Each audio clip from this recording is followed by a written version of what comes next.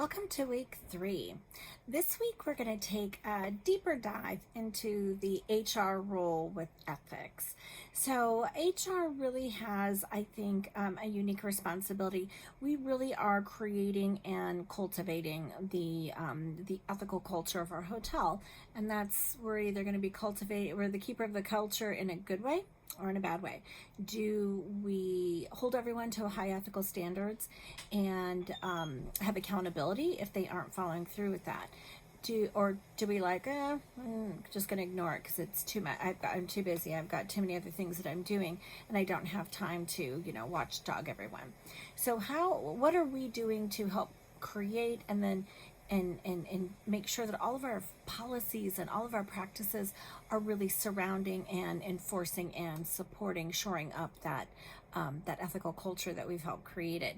So we have an interesting what would you do scenario, and then we're going to take the framework for decision making, ethical decision making that we learned in week 2, and we're going to use that to work through our what would we do situations. So I think that'll be a good analysis and kind of pulling through what we learned last week into that.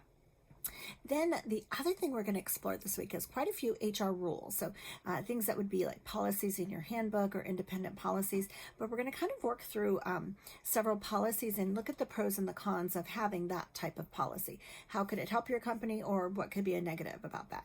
Now, there's no right or wrong on those policies, but kind of understanding the pro or the con might help you understand how does that policy fit in your culture.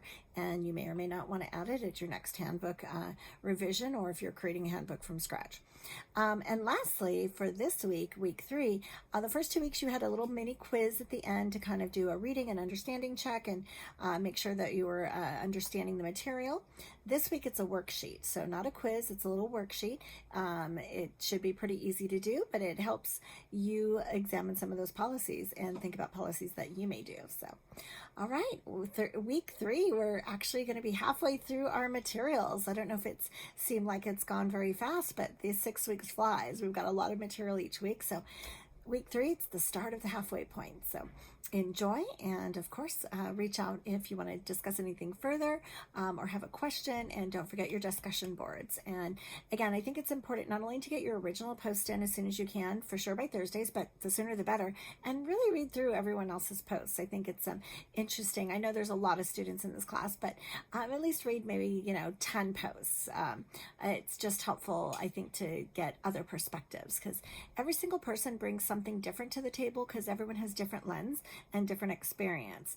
Their companies that they've worked for, maybe it was formal, maybe it was informal, maybe it was a legal office, maybe it was manufacturing, maybe different states, different cities, so different rules apply. So I think it's really good when all those different opinions are coming to the table, in of course a healthy and respectful way. So thank you, students. Enjoy week 3, and I'll see you next week.